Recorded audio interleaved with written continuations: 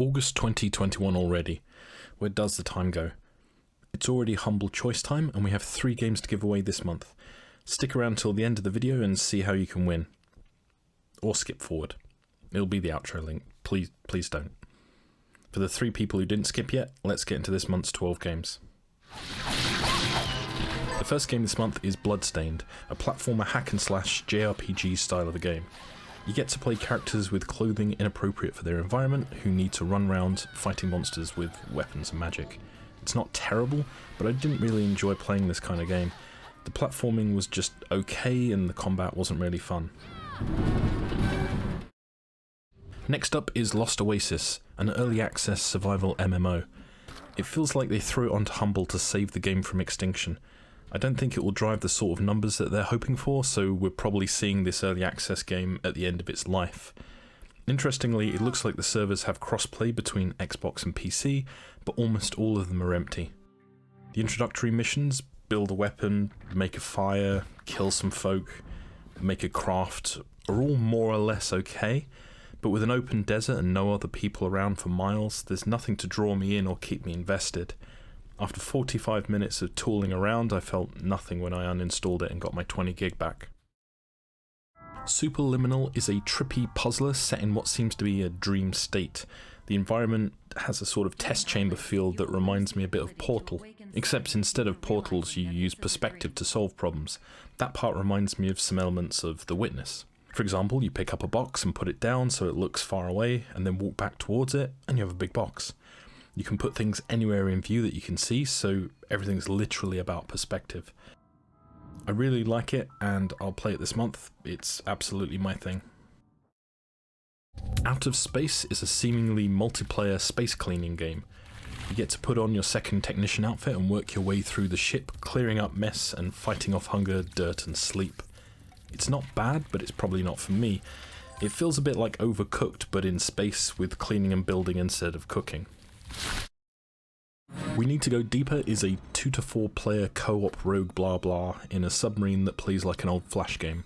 I didn't really get a multiplayer game going, so this one is already not for me. It could be okay if you have a group of friends together or if they had at least one bot, but there's no way I'd expect anyone to subscribe to Humble just for this game. This is an adventure game where you play Carto, presumably named for his love of maps, who leaves his village to explore the big wide world.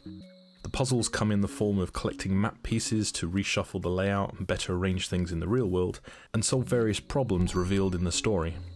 It's not bad and worth a play. It's on Game Pass, so I'll be giving this one away, and the details of that are at the end of the video. This is a roguelike turn-based resource management game. You've got a mobile village and you're heading towards the middle of the world to a place called the Eye. You have to gather resources while creating buildings and units to work a path towards the Eye and escape from an apparent oncoming flood.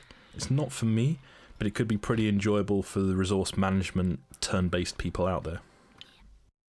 This is another early access game. Your task is to take control of the city during an outbreak of Pangu virus.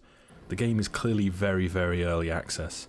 No campaign yet, it seems, so I started the game, had 3 people in a chopper, and flying over mobs started some kind of attack, but I couldn't find any way to land and get on the ground and play like the intro video showed me. The UI is a little cluttered and the scale is all over the place, so it's not visually intuitive. There's a lot of "we'll do this in year 2" in here, so I have no way of knowing if I even can get the chopper to land and actually play the game. I'll probably come back and play it again once they actually finish it off. This adorable looking adventure game has you harvesting resources, fighting monsters and building stuff to appease a population of characters who are legally different from Peakmen and called Drakes. They help you build stuff and generally eat you out of house and home. It reminds me somewhat of Torchlight in the style, as well as games like Overlord and Peakmin, and maybe a bit of my time at Porsche, but I'm still early on in the game, so those comparisons may be way off. Played it for about half an hour, and I'll be going back for more this month, so as it's on Game Pass, I'll be giving the Steam key for this away too. This is the third and final game I'm giving away due to already having it. It starts out looking like quite a nice adventure with your caravan trying to get to the other side of the map, but the combat is card based. I'm not sure what people see in card combat games. For me, they're as boring as the pet battles in World of Warcraft, but loads of people seem to love them. It's not for me, but if you want it, I'll tell you how you can win at the end of the video. Blue Fire is a cute looking platformer which is harder than it looks. Dying takes your loot and respawns you at the start of the location with no loot, which is frustrating. It's not bad though, the combat is lively and you can gain more health hearts by doing these cool little set piece dungeon things. Overall it's good, but somewhat annoying. Today, Tina is... Finally we have Encodya. We're starting to see more games on Humble with GOG keys instead of Steam keys, and this is one of those.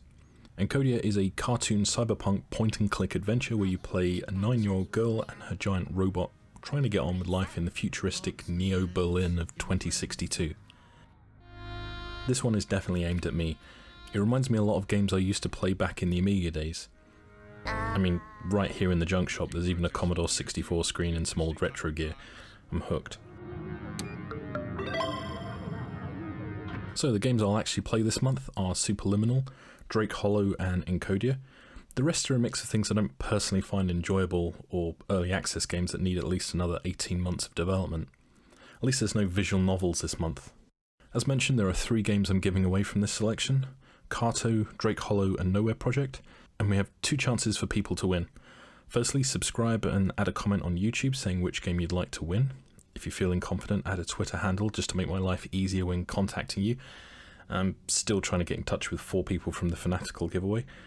And secondly, follow @SlothrockUK on Twitter and retweet the pinned post with this video.